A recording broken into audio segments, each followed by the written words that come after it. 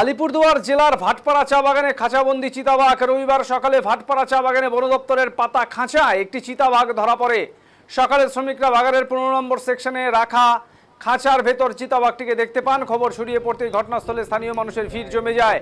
খবর পেয়ে বন দপ্তরের বক্সা ব্যাঘ্র প্রকল্পের বনকর্মীরা দ্রুত ঘটনাস্থলে পৌঁছে চিতাবাঘটিকে উদ্ধার করে। বন দপ্তর সূত্রে জানা গিয়েছে, চিতাবাঘটির স্বাস্থ্য পরীক্ষা ও প্রয়োজনীয় চিকিৎসার পর তাকে পুনরায় নিরাপদ জঙ্গলে ছেড়ে দেওয়া হবে। জানা গেছে, গত কয়েকদিন ধরেই ভাটপাড়া চা বাগানে চিতাবাঘের উপস্থিতি টের পাচ্ছিলেন শ্রমিকরা।